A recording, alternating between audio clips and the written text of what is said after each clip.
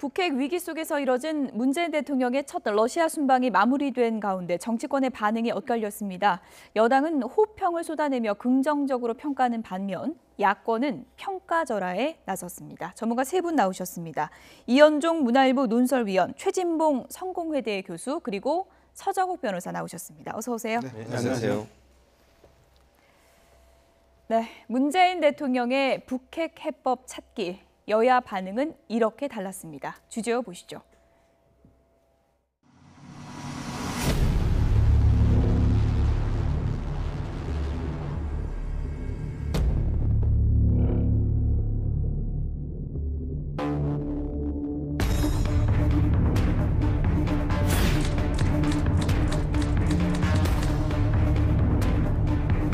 Не стоит поддаваться эмоциям и загонять Северную Корею в угол.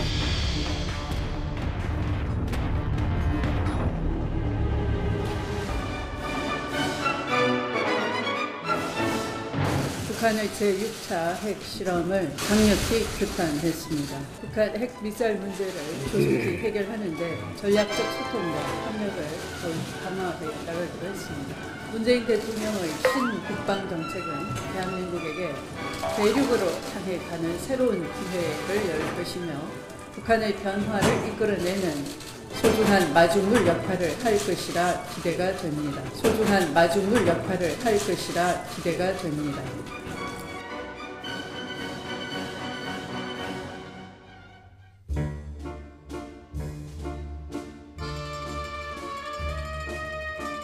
일부 보도에 따르면 또 트럼프 미 대통령이 거지같이 나를 구걸하고 있다. 깜짝 놀랐습니다. 문재인 카드를 버리는 것이 아니냐, 그런 느낌이 올 정도로 미 대통령이 그런 말을 했다는 것은 문재인 패싱의 문제가 아니고 아예 한미동맹의 근간이 무너지고 있습니다. 한미동맹의 근간이 무너지고 있습니다. 소중한 마중물 역할을 할 것이라 기대가 됩니다. 한미동맹의 근간이 무너지고 있습니다.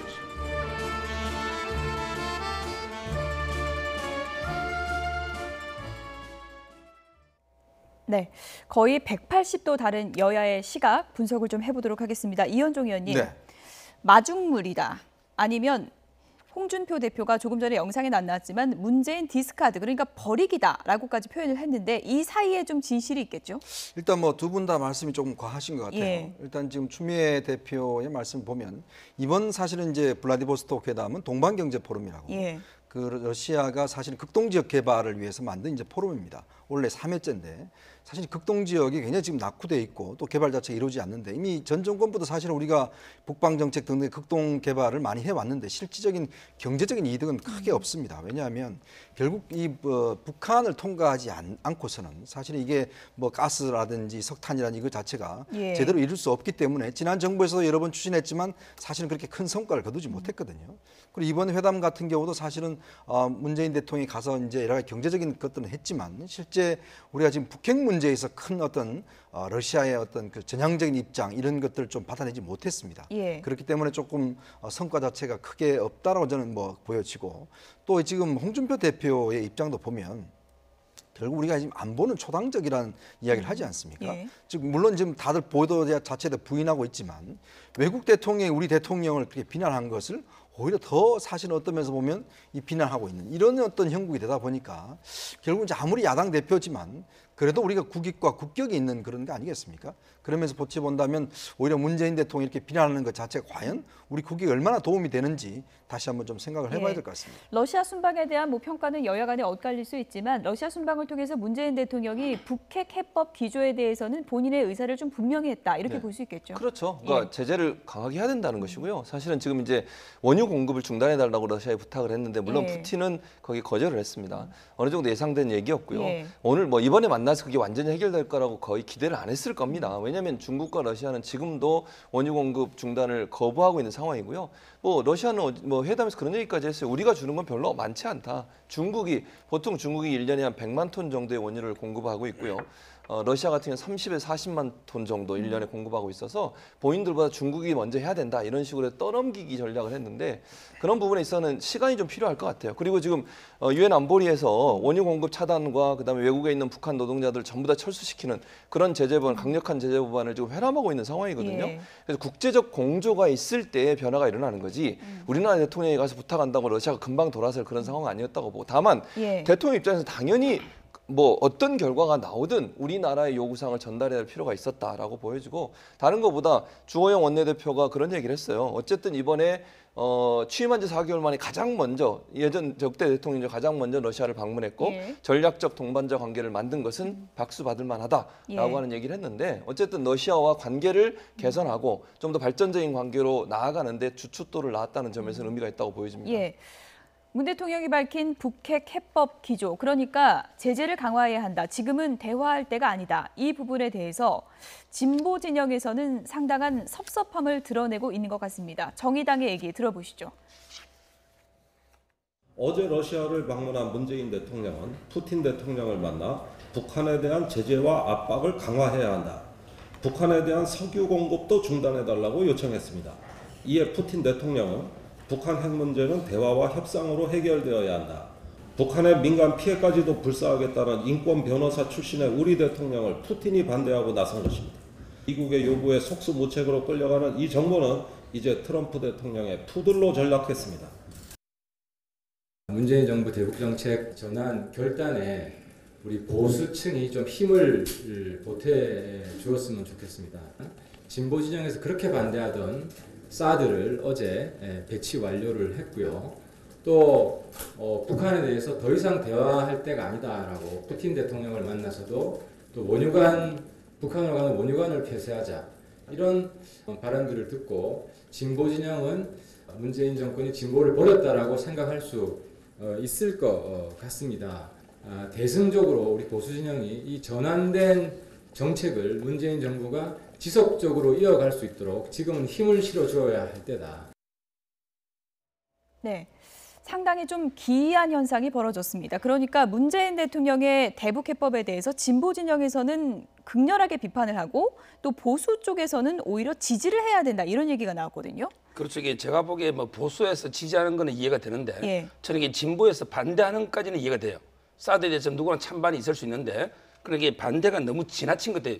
표현이. 예. 예를 들어 이게 미국 트럼프 대통령이 푸들로 전락했다. 예. 이거는 이게 국가 원수에 대해서 제가 보기에 예의가 아닌 발언이고요. 그리고 그 앞에 보면 미국의 요구에 속수무책으로 끌려간다 했거든요. 근데 사드가 그게 아니에요. 사드는 제가 보기에 북핵의 위협에 대해서 우리 국민의 안보를 위해서 우리 국민 다수가 요구하고 있습니다. 예. 우리 국민의 요구에 대통령이 사드를 한 거지 미국의 요구에 속수무책 끌려가는 게 아니잖아요. 따라서 이게 저는 그 내용도 안 맞고 표현도 이게 지나치다. 이렇게 예, 최진봉 교수님. 예. 하태경 의원이 조목조목 문재인 대통령의 기조에 대해서 설명을 하면서 그러니까 우리 보수가 지지를 해줘야 된다라고 했는데 예. 이것이 민주당 입장에서 달가운 논평일까요? 어떻게 보십니까? 그것도 아닐 수도 있을 것 예. 같아요. 어찌 보면 좀 씁쓸한 면이 있겠죠. 그러나 이제 바른정당의 하태경 의원 입장에서는 진정한 보수의 가치가 뭐냐를 자꾸 본인이 이제 이게 만들어가는 것 같아요. 지난번에 그 로텐더홀에 싸운 거 보셨잖아요. 예. 정우택 원내대표 싸우면 정우택 원내대표가 하태경 의원한테 했던 얘기가 그 얘기예요. 뭐 이런 표현을 그대로 쓸 수 있을지 모르겠지만 감히 너 입에 왜 보수라는 말을 예. 올리느냐 이런 얘기를 정진석 의원이 정진석 했죠? 의원 예. 예, 그랬죠. 그런데 그러면 이런 얘기를 해볼 수 있지 않을까? 하태경 의원 입장에서는 본인이 생각하는 보수라고 하는 것은 뭐 보수라고 하는 것은 안보 부분에서는 일정 부분 어떤 사람이든 동의할 수 있는 부분에서 지지해 주는 거다. 예. 그러니까 단순히 그냥 정략적으로 또는 정치적으로 반대하는 세력이기 때문에 반대하는 것이 아니라 어쨌든 뭐 문재인 정부 입장에서도 선회를 해서 사드를 배치하고 또 제재를 가하는 일에 같이 협력하는 부분이 있다고 하면 진정한 보수라면 그런 부분을 칭찬해 줘야 하는 게 아니냐라고 하는 것이 본인이 말한 보수의 색깔이라고 볼 수 있을 것 같아요. 그래서 아마 이번에도 저런 말을 한 것은 본인이 생각하는 그 가치관이 보수의 올바른 가치가 아니다라는 부분들을 좀 더 강조하게 저런 말을 하는 게 아닌가 생각이 들겠고 민주당 입장에는 저런 발언이 뭐 칭찬처럼 들리지만 그다지 기분 좋은 건 아닌 것 같습니다. 예. 어쨌든 문재인 대통령이 지지층에서는 쓴소리가 상당히 강도가 높아지고 있는데요. 정세현 전 통일부 장관의 경우에는 이렇게 비판을 했습니다. 저희가 그래픽으로 좀 준비했는데 함께 보시죠. 네, 이렇게 표현을 했습니다. 문 대통령 아베처럼 돼가고 있다. 이렇게 얘기를 했습니다. 우리는 중간 정도 국제사회 제재를 따라하고 대화의 무게를 실어야 한다. 그러니까 대화 6, 제재 4 이 기조로 접근을 해야 하는데 미국처럼 최고의 압박과 관여를 똑같이 하면 안 된다라고 작심 비판을 했습니다. 북한은 명색이 유엔 가입 국가인데 체제 안정을 보장한다면서 대화에 나와라 하는 것은 북한을 3살 먹은 어린애 취급하는 것이다. 이런 표현 맞지 않다라고 비판을 했고요. 그리고 촛불로 문재인 대통령을 뽑았다. 그런데 동명동모이지만 다른 사람이 대통령 하고 있는 것 같다는 느낌이 든다라고 얘기를 했습니다. 문재인 대통령의 일종의 멘토 역할을 했던 분인데요. 그렇죠. 예. 임동원 전 통일부 장관이나 정세현 장관도 마찬가지로 사실 문재인 대통령의 이제 통일 안보 분야를 사실 자문을 했지 않습니까?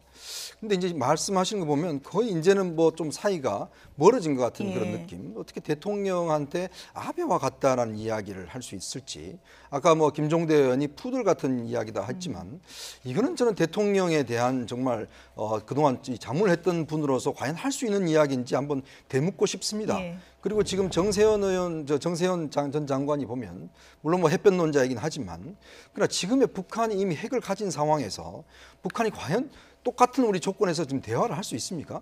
한쪽에서는 기관총을 가지고 한쪽에서는 화살을 가지고 어떻게 대화를 하겠습니까? 예. 그러니까 동등한 조건에서 대화를 하는 것이죠.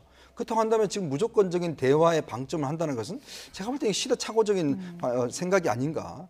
그리고 또 그런 어떤 측면에서 지금 대통령을 저렇게 공개적으로 비판한다고 하는 것은 어떤 면에서 보면 그동안 대통령을 지지해왔고 자문해왔던 분으로서의 어떤 올바른 태도인지도 상당히 의문입니다. 자, 지금 대통령께서 그냥 갑자기 입장을 바꾸신 게 아니잖아요. 지금 이 엄중한 상황에서 어떡하니 국민의 생명과 안전을 보호하기 위해서 사실 사드라든지 지금 여러 가지 문제를 지금 선택해 나가고 계신 거 아니겠습니까? 자, 그렇다면 거기에 대해서 어떤 방향에 대해서 조언하고 비판을 할 수 있지만 그런 인신공격적인 이런 비판 자체는 과연 대통령을 자문했던 분으로서의 올바른 행동인지 다시 한번 저는 되묻고 싶습니다. 저도 이게 동명동모. 그러면 이 말이 이름과 용모는 같은데 전혀 다른 사람이다. 이게 납득이 안 돼요. 왜냐하면 이게 문재인 대통령은 후보 때부터 북한이 이게 6차 핵실험을 하면 사드를 설치할 수밖에 없다. 이게 이미 이야기한 이야기이기 때문에 저는 일관되다 보기 때문에 동명동모는 동의할 수가 없습니다. 예, 그 점을 동의할 수 없다. 하지만 이제 문재인 대통령 입장에서는 멘토했던 분들 그리고 지지 세력에서 이렇게 비판이 나오면 아무래도 지지층 달래기에 나설 수밖에 없을 것 같은데요. 그런데 지금 상황에서 만약 입장을 바꾸기는 상당히 어려워요. 제가 볼 때는 바꿀 가능성이 낮다고 봅니다. 물론 그런 비판에 대해서 오늘 이제 갑자기 서면으로 의견을 낸 것도 그런 입장이라고 저는 생각이 들어요. 사드 배치에 대해서 반발하시는 국민들이나 아니면 세력에 대해서 어쩔 수 없는 불가피한 선택이라는 점들을 강조하신 것도 문재인 대통령 입장에서 이거 아니겠습니까? 상황이 지금 바뀌고 있어요. 상황이 바뀌면 전략도 바뀌어야 되는 겁니다. 아니 무슨 사드 배치 안 한다는 것이 불문율이고 그게 무슨 반드시 지켜야 되는 건 아니지 않습니까? 그때 당시에는 그렇게 생각할 수 있지만 지금 북한의 상황을 보면 김정은이 대화는 전혀 안 하려고 하고 어떻게든지 공격을 하려고 하는 상황이고 우리가 정말 위협에 처할 수 있는 그런 상황이라고 하면 이 상황 변화에 대해서 적극적으로 대처하는 것이 현실적으로 맞는 것이죠. 그런 부분들을 전혀 고려하지 않고 대화를 계속 주장해라 이렇게 주장하는 것도 저는 논리적으로 맞지 않다고 봅니다. 그래서 상황의 변화 때문에 문재인 대통령이 점차 의견을 바꿔온 부분이 있어요. 사드 배치 문제도 미사일 발사하고 나서 긴급하게 NSC에서 그렇게 지시한 거 아니겠습니까?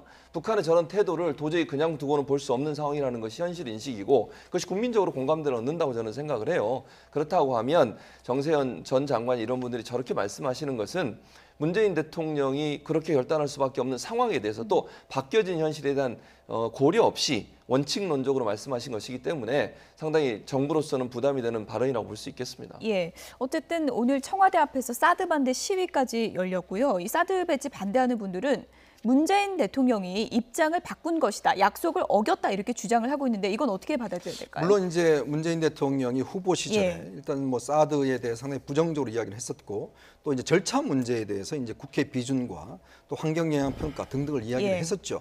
그런 약속을 했는데 문제는 이제 갑자기 이제 사드 배치를 하는 바람에 어떤 배신인 여러 가지 이제 그 약속을 지키지 않았다라고 이야기를 할 수는 있지만 그러나 북한의 행동의 어떤 상황 자체가 보면 그냥 있는 그대로 가는 게 아니지 않습니까? 자, 보면 북한이 6차 핵실험하고 미사일을 계속 발사하고 이런 상황에서 대통령이 선택할 수 있는 카드가 뭐겠습니까? 자, 그런 것들에 비춰본다라고 한다면 충분히 상황의 변화에 따라서 대통령의 임무, 즉 헌법에 명시된 국민의 생명과 안전을 보호해야 되는 임무가 있지 않습니까?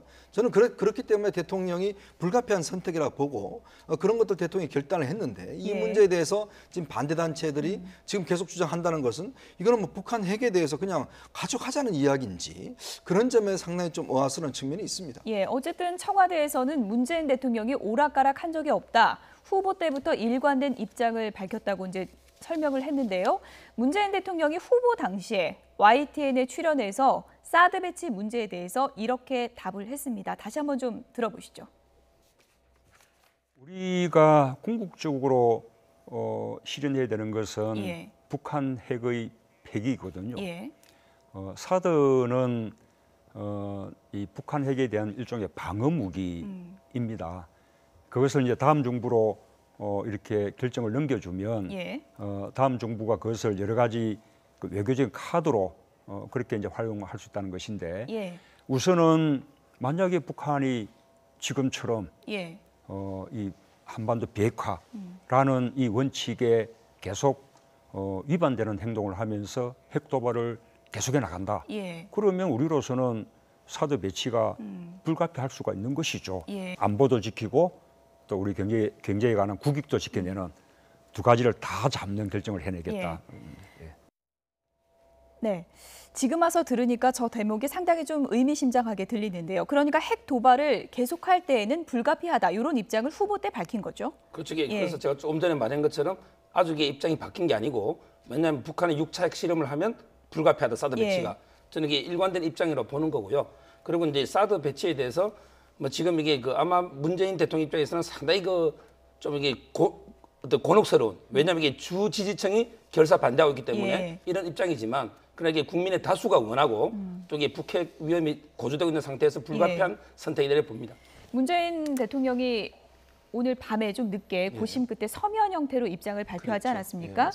이건 어떻게 해석을 해봐야 될까요? 그러니까 이게 상당히 급박하게 발표한 거 아니겠습니까? 뭐 밤에 이렇게 서면을 발표한다는 것이 이례적인 행위인데 그렇다고 하면 그건 결국 지금 얘기가 나오는 것처럼 지지층을 달래기 위한 그런 어떤 메시지가 아닌가 하는 생각이 듭니다. 특히 이제 사드가 배치된 그 성주 지역에 사는 분들이 상당히 실망감을 갖고 있거든요. 그래서 그분들에 대해서 본인이 이렇게 선택할 수밖에 없었던 상황의 불가피성을 강조하기 위해서 돌아오시자마자 급박하게 입장 발표를 한 것이 아닌가 하는 생각이 들고요. 뭐 지지층들도 제가 볼 때는 이제 대부분의 지지층들은 공감한다고 저는 생각을 해요. 문 대통령을 지지하는 지지층은. 그러나 그중에 조금 이제 좀 더 많이 지지하시는 분들 그분들 입장에서 일정 부분 조금 반대하는 의견이 있긴 하지만 그렇다고 해서 그게 전체는 아니라고 봅니다. 어쨌든 또 사드 배치 반대하는 분들의 입장에서 조금 이해를 해보면 대통령의 순방 중에 이제 배치가 이루어졌고요. 그리고 이제 돌아와서 이렇게 해명을 하는 것도 서면 형태로 이뤄진 것에 대해서는 좀 섭섭함을 표현할 수 있을 것 같습니다. 어떻게 보십니까? 그렇죠. 뭐 대통령께서 이제 그동안 그 기자회견을 했을 때 보면 중요한 사안에 대해서는 제가 직접 국민들 앞에 설명드리겠다 이렇게 이제 이야기를 한 적이 있죠. 사실은 역대 대통령을 보면 중요한 결정과 집행은 사실 다들 외국에 나가 계시지 않으셨습니다. 뭐 노무현 대통령도 마찬가지고 역대 대통령을 보면 다들 그런 결정하시 아무래도 이제 대통령이 직접 있는 상황 속에서 이제 그렇게 할 경우는 여러 가지 정책 부담들이 있겠죠. 이제 그런 점들을 좀 피하기 위한 저는 뭐 결정이라고 보고 그리고 대통령이 이제 오늘 입장을 낸 것도 어쩌면서 대통령이 직접 설명하신 게 더 좋았겠지만 그래도 대통령이 마지막 입장을 냈다는 걸 저는 긍정적으로 바라보고 싶습니다. 또 이제 어느 정도 이 부분에 대해서 국민들한테 설명할 필요도 있는 것이고요. 이제 그런 측면에 봤을 때는 물론 대통령이 처음에 약속했던 것 마찬가지로 직접 국민들과 좀 소통하고 설명하는 이런 것이 오히려 더 좋았지 않을까라는 좀 아쉬움은 남습니다. 어쨌든 문재인 대통령 입장에서는 사드 문제와 관련해서 내후 외환인 것 같습니다. 지금 또 중국이 상당히 반발을 하고 있죠. 중국의 사드 보복 조치가 상당히 좀 강화될 것으로 예상되는 상황에서 중국 언론의 막말도 도를 넘었습니다. 함께 보시죠.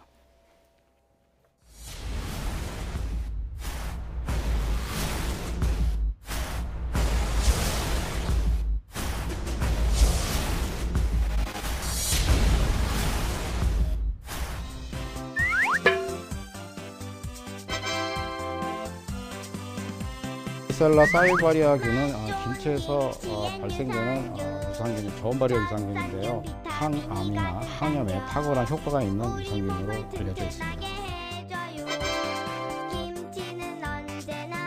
우리 몸에 면역세포인 관용 수시당 돌기세포를 유도를 촉진시켜서 아토피, 피부염 같은 면역 질환을 강하게 억제하는 NF1을 같이 도포하였을 때 그 피부의 주름이라든지 그런 수분 손실이 확연히 개선된다는 것을 확인할 수 있었습니다. 한국의 김치를 세계 5대 건강식품으로 꼽았습니다. 비타민 A, B, C가 풍부하고 유산균이라는 건강에 좋은 박테리아가 많아 소화를 돕는다고. The taste was really good. It's a bit spicy for me, but still, I like eating Korean food and I enjoy it. And especially fermented food, I know it's really good for health. And I hope everyone will be healthy and as smart as Koreans.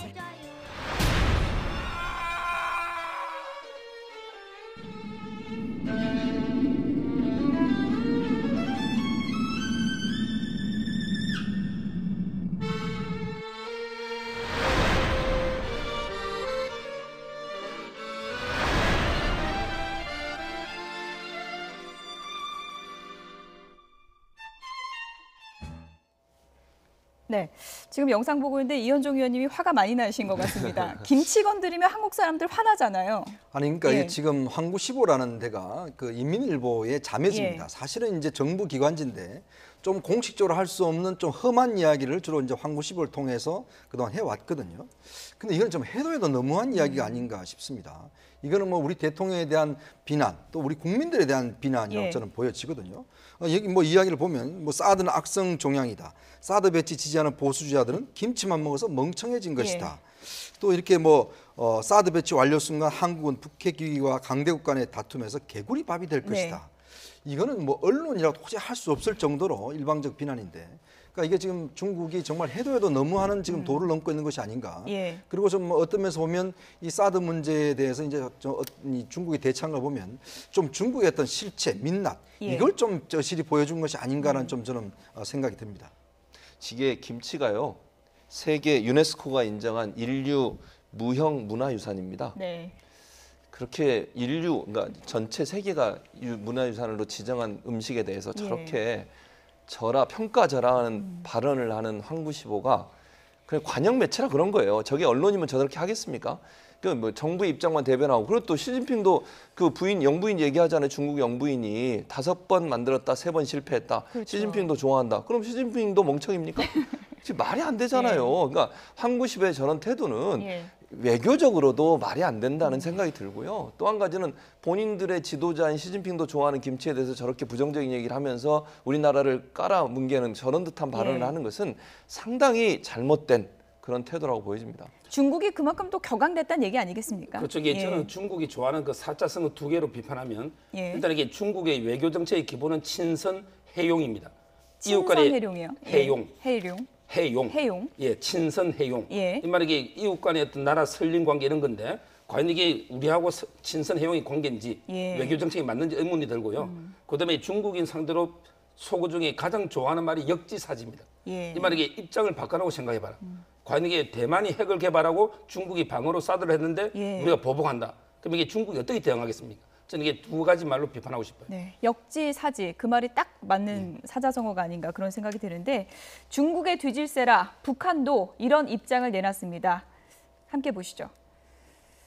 참 기발한 용어를 많이 쓴다 이런 생각이 드는데요. 북한 입장 보면요. 푼수 없이 놀아대다가 재난을 뒤집었을 것이다. 이렇게 또 위협을 했습니다. 남한의 타격훈련 실시를 놓고서 차마 눈 뜨고 볼 수 없는 꼴불견이고, 미국의 방패막이 전쟁 대포밥이 맞는 거죠. 저게 무슨 말인지 모르겠는데, 대포밥으로 나서 자멸을 재촉하는 어처구니 없는 망독이다.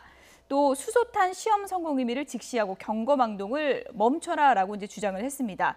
북한을 보면은 요즘에는 좀 수소탄 시험 발사를 굉장히 강조하면서 자신감이 좀 묻어나는 듯한 성명을 많이 내놓는 것 같습니다. 그렇죠. 이제 본인들이 핵을 개발했다는 거잖아요. 결국 핵폭탄을 소유하고 있다고 하는 것을 지금 강조하고 있는 것인데, 저거는 이제 인정받고 싶은 거죠. 본인들이 핵을 소유하고 있는 핵 보유국이라는 지위를 인정받고 싶은 마음을 자꾸 드러내는 것이고요. 그래야만 사실 미국과 대등한 군축 협상을 벌일 수 있는 상황 아니겠습니까? 지금은 그냥 대화를 통해서 어떤 형태로든 문제를 해결하는 문제가 핵을 보유하고 있다고 결정이 되는 순간 군축 협상에 들어가야 되는 상황이 되는 거예요. 그래서 아마 북한 입장에서 수소탄을 자꾸 강조하는 것은 핵무기를 보유하고 있는 핵 보유국이라는 지위를 얻기 위한 그런 수순이라고 보여집니다. 예.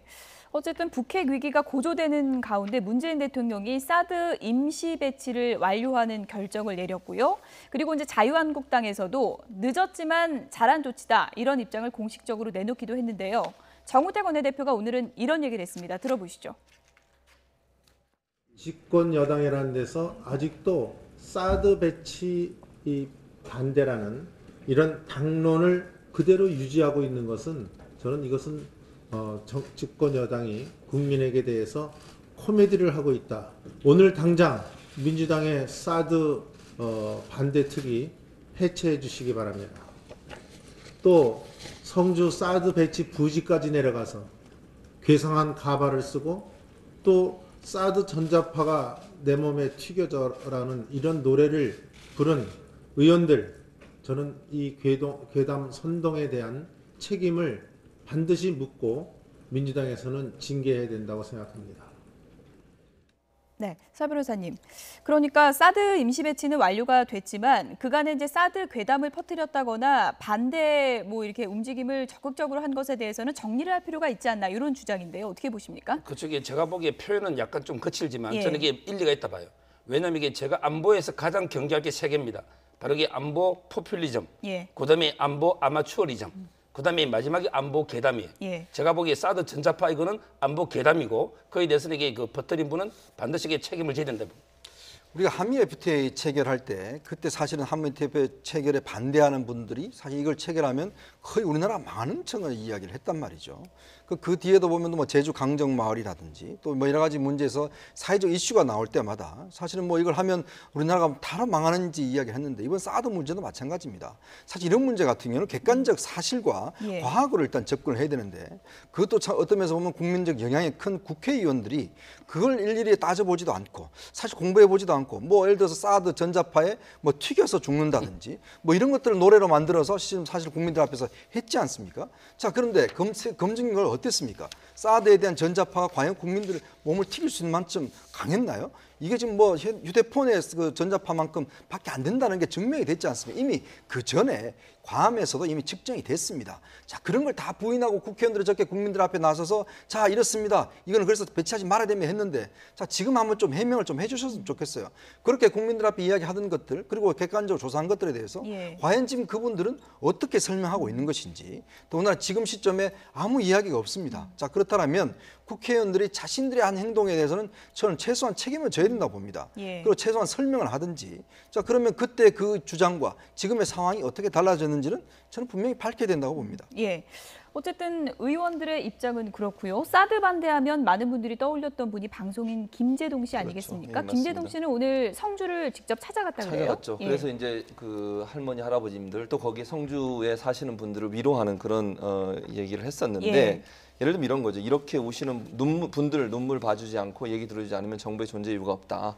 그런 거 하라고 정부가 있는 것이다. 예. 그래서 아마 이제 이거는 그렇다고 정부를 막 비판하는 것 같지도 않고 예. 적당히 중간 정도 선인 것 같아요. 예. 그러니까 결국은 지금 현재 이런 아픔과 슬픔을 당하고 있는 분들을 위로하는 게 정부의 할 일이다라고 네. 하는 부분에 방점이 찍혀 있어서 어찌 보면 김재동 씨가 지금 정부가 사드를 배치하는 것에서 막 전면적으로 반대하고 비판하는 입장은 아닌 것 같고요. 어쨌든 불가피하게 사드가 배치될 수 없는 상황이라고 하면 예. 그 지역에 있는 주민들에 대해서 뭔가 그분들의 어떤 상실감 또는 어떤 자괴감 이런 부분들을 좀 감싸줄 수 있는 그런 조치들이 예. 정부 차원에서 필요한 게 아닌가 하는 그런 예. 주장을 한 것으로 이해가 됩니다. 예. 저는 이게 전혀 달리 생각하는데요. 김재동 씨 말 중에 한번 보세요. 남의 나라 국민 말 들으라고 정부 만들어준 게 아니다. 그럼 이게 사드 배치가 남의 나라 국민 말 듣고 한 겁니까? 우리나라 국민의 다수가 사드를 원하니까 한 거 아니에요. 전액이 팩트에 맞지 않는 저는 말이라 봅니다. 네. 예, 너무 말꼬리를 잡으시는데 어쨌든 김재동 씨 입장은 제가 개인적으로 모르겠습니다만 그 정부의 입장에 대해서 크게 반대하는 입장은 아닌 것이라는 생각은 듭니다. 예. 개인적으로. 어쨌든 배치 지역 주민들에 대한 또 위로와 배려는 앞으로 사회적으로 상당히 좀 필요한 부분이 아닌가 그런 생각이 들고요. 그리고 이제 사드 배치에 상당히 반대했던 그 민주당의 의원들은 앞으로 추후에 어떤 입장을 밝힐지 좀 두고 보도록 하겠습니다. 이렇게 나라에 현안이 많고 위중한 상황에서 지금 국회가 제대로 안 돌아가고 있습니다. 제1야당인 자유한국당이 보이콧을 이어가고 있는데요. 한국당 대표 홍준표 대표는 청와대 초청장도 거부를 했습니다. 주제어 보시죠.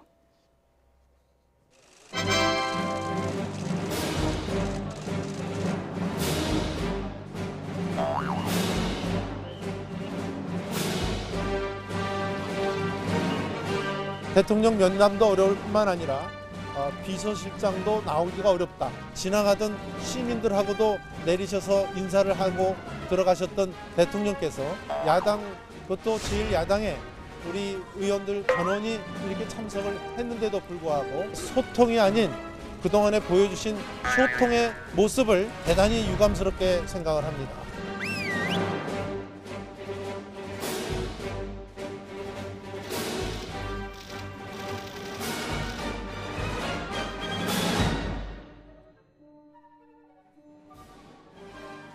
그런 들러리 회담은 진정성이 없고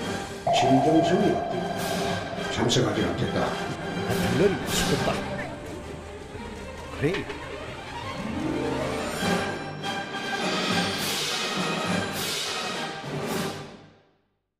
네. 이호정 의원님, 네. 제가 홍준표 대표의 속내는 정확히 모르겠는데요. 들러리 회담이라고 표현하는 건 왜 그런 건가요? 그러니까 이제 뭐 다른 당하고 같이 가서 네. 뭐 이렇게 자기도 원오브 댐으로 이제 예. 참석한다는 측면에서 이제 들러리 회담이라고 이야기를 하는 것이고, 속내는 나하고 그냥 둘이서 만나자 이런 뜻 예. 같은데, 이 회담이 들러리 회담인지 아닌지 여부는 사실 홍준표 대표가 어떻게 하느냐에 달려 있습니다. 예. 자, 제1야당의 대표는요, 대통령을 만나는 게 선택사항이 아닙니다. 의무사항입니다. 즉 본인이 107석을 가진 의석이고 또 국회의원들 국민에 뽑힌 분 아니겠습니까? 자, 그렇다면 그 보수층을 대변하는 국민의 뜻을 대통령한테 전해야죠. 아까 보셨지만은 청와대 앞에 가서 80명의 의원들이 찾아가서 그렇게 만나달라고 이야기를 했는데 예. 이번에 만나자고 하니까 안 만나는 거예요. 예. 이거는 무슨 경우인지 모르겠습니다. 예. 그리고 홍준표 대표가 정말 제1야당의 대표고 지금 여러 가지 안보 문제에 대해서 걱정하는 국민들이 많습니다. 그리고 정말 대통령이 제대로 가는 것인지, 이런 문제에 대해서 인사 문제라든지 예. 지적해야 될 게 쌓여 있어요. 자, 그러면 제1야당의 대표가 그거 하라고 대표 뽑아놓은 거 아니겠습니까? 근데 그걸 안 만나고 지금 미국 가겠다 어디 가겠다고 하시는데 예. 지금 그게 아니라 정말 대통령 앞에 가서 제대로 이야기를 하고 대통령이 제대로 된 답변을 얻어내는 게, 그게 들러리가 안 쓰는 게 아니겠습니까? 예. 홍준표 대표는 지난번에도 수해 현장 그랬었죠. 가서 봉사활동했잖아요. 네. 지난번에도 나왔던 게 좀 둘이 만나자 네. 이런 속내라고 하는데 청와대도 모를 리가 없는 것 같은데 어떻게 해야 그런데 될까요? 만약에 예. 자유한국당만 만나보세요. 예. 그럼 바른정당 가만히 있겠습니까? 제가 볼 때는 다른 정당들은 또 반발할 거예요. 왜 우리를 다 예. 국민의당이나 바른정당 입장에서는 우리도 국회 원내 교섭단체인데 우리를 빼고 둘이만 만나 말이 안 되는 거 아니냐, 이렇게 주장할 가능성이 있어요. 청와대 입장에서는 홍준표 대표는 그걸 원하지만 사실은 공평하게 평등하게 해줘야 될 이유가 있는 거 아니겠습니까? 예. 그런 차원에서 청와대는 접근해야 되는 거지 특정 정당을 개인적으로 만나려면 또 그러면 다른 정당의 대표들도 개인적으로 다 만나줘야 돼요. 그런 상황이 되기 때문에 청와대에서는 그런 부분들을 고려한 것 같고 예. 지금 이현정 의원님은 저는 전적으로 동의하는 게 제1야당 대표라고 하면 정말 대통령 만나서 본인의 의사, 또 보수가 요구하고 본인의 정당에서 요구하는 것들을 명확하게 밝혀야 돼요. 그게 들러리 아닌 거잖아요. 들러리라고 예. 하는 것은 그 자리에 가서 아무 얘기도 안 하고 가만히 앉아있고 자리만 채우다가 오는 걸 들러리라고 하는 것이고, 예. 본인이 가서 적극적으로 본인의 생각과 의사, 인사참사라고 하면 인사참사가 뭐가 문제인지 이런 부분들을 적극적으로 얘기할 수 있으면 그게 제대로 된 역할 아니겠습니까? 그걸 들러리라고 얘기하는 것 자체가 좀 저는 말이 안 된다고 생각합니다. 그쪽에 저는 전에도 이게 문재인 대통령도 촛불이나 댓글이 직접 민주주의를 강조했는데, 저는 이게 그 아마 지금 장외투쟁도 어떻게 보면 일종의 직접 민주주의거든요. 근데 우리 헌법은 원칙은 대의민주주의예요. 따라서 이게 저는 모든 거는 장외투쟁이나 이런 것보다는 국회에서 의논하고 또 이게 청와대에서도 자주 만나서 예. 요구할 거 요구하고 대화하는 게 맞다고 봅니다. 예, 이호정 의원님 네. 간략하게요. 어쨌든 유턴 전략을 짜야 되는데 지금 일단 나갔는데 어떻게 돌아와야 됩니까? 명분을 어떻게 만들 수 있을까요? 일단 뭐 자유한국당이 나간다고 그랬으니까 사실 돌아오는 게 쉽지는 않습니다. 나가는 건 쉬운데, 그래서 저는 일단 지금 이 상황의 책임은 어떤 면에서 물론 뭐 자유한국당이 이제 돌아와야겠지만 여당이 일단 지금 역할을 해야 된다. 민주당이. 왜냐하면 민주당이 그래서 뭐 나가니까 나가라 이런 식의 대하면 안 되고, 예. 사실 이 국정 운영의 책임은 궁극적으로 여당에 있지 않습니까? 뭔가 그 자유한국당에 좀 명분을 만들어주고 국회로 돌아서, 사실 지금 대통령도 이야기했지 않습니까? 뭐 이번 정기국회 여야정 협의체를 빨리 만들라고 이야기도 했고, 또 이제 민생 법안들 빨리 통과대로 이야기를 했지만 사실 지금 여당의 정치력을 제가 볼 때는 좀 문제가 있는 것 같습니다. 추미애 대표나 우원식 원내대표가 좀 적극 나서서 뭔가 자유한국당에 들어올 수 있도록 예. 그렇게 하는 것이 정말 여당으로서의 정치를 보여주는 것이다, 이렇게 보여집니다. 예. 어쨌든 자유한국당이 장애투쟁에 12년 만에 나섰는데 유턴 전략은 어떻게 마련할지 이 부분도 좀 지켜보도록 하겠습니다. 네, 부산 여중생 폭행 사건 얘기 끝으로 좀 해보도록 하겠습니다. 국민의 공분이 가시지 않고 있는 그런 충격적인 사건이죠. 가해 학생의 아버지가 언론과 인터뷰를 했습니다. 어떤 심정을 밝혔는지 음성 대역으로 들어보시죠. 용서받지 못할 죄값 꼭 치르겠습니다. 자식을 제대로 키우지 못한 부모로서 끝까지 책임지겠습니다. 사건 영상 봤습니다. 폭력 수준이 성인 범죄를 넘더군요. 제 심장이 떨리고 다리가 풀렸습니다. 문전박대를 당하더라도 무릎 꿇고 사죄하겠습니다. 하루 1000통의 비난 전화가 쏟아지고 있습니다. 자살해라, 왜 사느냐. 이런 전화가 쏟아져 솔직히 좀 안 좋은 생각도 했지만 이번 일부터 해결하고 우리 가족도 살려야 하지 않겠습니까? 네, 가해 학생의 아버지의 심정을 들어봤는데 죄값을 꼭 치르겠다. 하루 1000통의 전화를 받는다고 해요. 비난 전화를 1000통을 받는 거죠. 그러니까 상당히 본인이 어쨌든 딸을 잘 관리하지 못한 것에 대해서 상당히 반성하고 있으신 것 같고요. 또 이제 알려지기로는 저분이 일용직 노동자로 근로를 하시고 계시고 가족이 있는데 가족들도 이제 완해되시는 분, 그러니까 가해자 학생의 어머니 되시는 분과 언니도 지적 장애를 겪고 있는 것으로 알려지고 있어요. 그래서 아마 그런 여러 가지 가정 환경 때문에 그 가해자가 그렇게 이제 좀 삐뚤어져 나간 게 아닌가 하는 생각은 듭니다. 그럼에도 불구하고 이제 아버지 입장에서 정말 사과하는 모습은 이제 국민들 입장에서는 그래도 좀 분노를 삭일 수 있는 부분이라는 생각이 들고요. 가해자를 그렇게 가르치지 못하면 물론 제가 볼 때는 본인이 집안일하고 여러 가지 일을 하느라고 그 좀 못했을 가능성이 있을 것 같아요. 그래서 아버지의 눈물의 호소는 그래도 가해자에 대한 분노를 조금이라도 낮출 수 있는 방법이라는 생각이 들고 다른 이제 모르겠어요. 다른 가해자 부모들은 어떤 태도를 보이냐. 왜냐하면 피해자 어머니가 그런 얘기를 했거든요. 이 사건 터지고 나서 언론에 보도되기 전까지 한 명도 찾아와서 본인들한테 사과한 적이 없었다. 그런 부분을 좀 고려한다고 하면 이분은 좀 특수한 상황이긴 하지만 다른 가해자 부모들은 어떤 형태인지는 잘 모르겠습니다. 서정욱 변호사님, 그런데 지금 워낙에 이 사건에 대한 관심이 많다 보니까 2차, 3차 피해가 계속되고 있는 것 같습니다. 사진을 올려서 예를 들어서 얼굴이 라면 먹어서 부은 것 같다. 제가 좀 이걸 표현하기도 그렇지만 그런 댓글을 달고 이런 경우까지 좀 많아지고 있다 그래요. 그렇죠. 그거는 법으로 처벌됩니다.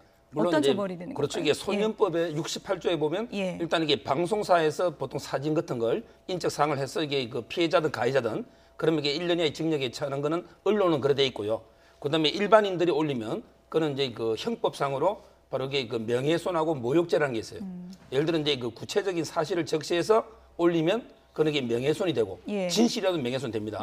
그다음에 그게 아니고 이것처럼 얼굴에 이게 부었다고 비난하는 이건 이게 모욕하는 거잖아요. 구체적 사실은 아니더라도 이런 건 이게 형법상 모욕죄로 처벌되기 때문에 아주 이게 그 조심해서 범법에 해당된다는 걸 알고 좀 이게 자제해야 된다는 부분. 그리고 이제 카톡으로 신상털기라 그러죠. 이런 일 터지면은 저도 이제 받아봤지만 사진 같은 거 막 보내잖아요. 그런 거 막 퍼날려도 안 되는 거죠, 사실은. 그렇죠. 그게 다 공연성이 있기 때문에 인터넷은 바로 이게 다 명예훼손이나 모욕으로 다 처벌되는 범법 행위입니다. 이현종 의원님께 끝으로 이거 좀 여쭤볼게요. 정치권에서 지금 소년법 바꾸자는 움직임이 계속 일어나고 있는데 이게 어떤 방향으로 가야 좀 옳겠습니까? 그러니까 지금 우리가 14세가 돼 있거든요. 이게 사실 이제 1958년도에 제정된 법입니다. 근데 이제 사회가 고령화되고 또 이제 젊은 층들이 보면 굉장히 좀 빨리 어떤 면에서 사회적으로 많이 접하고 인터넷 때문에 그래서 물론 초등학생들까지는 이거는 좀 저는 안 된다고 봅니다. 그렇지만 이제 중학생들까지는 어떤 제가 볼 때 아마 일부에서는 이제 12세까지로 좀 낮추자는 의견도 있어요. 사실 좀 여기 현실에 맞게끔 좀 조정할 필요는 있을 것 같습니다. 지금 외국도 마찬가지로 지금 이 법 자체를 상당히 하향 조정하고 있는 상황이거든요. 그래서 워낙 이제 요즘 애들이 이거 스마트폰이나 이런 걸 통해서 빨리 이걸 익히고 또 여러 가지 정보가 공유할 수 있기 때문에 사실 이런 어떤 좀 상당히 흉악한 범죄를 좀 막기 위해서라도 조금 소년법의 개정은 필요하지 않는가 싶습니다. 어쨌든 사건에 대한 지나친 관심이 잘못된 행동으로 이어지면 나도 가해자가 된다는 점 잊지 마셔야겠습니다. 이현종 문화일보 논설위원, 최진봉 성공회대 교수 그리고 서정욱 변호사 세 분이었습니다. 고맙습니다. 고맙습니다.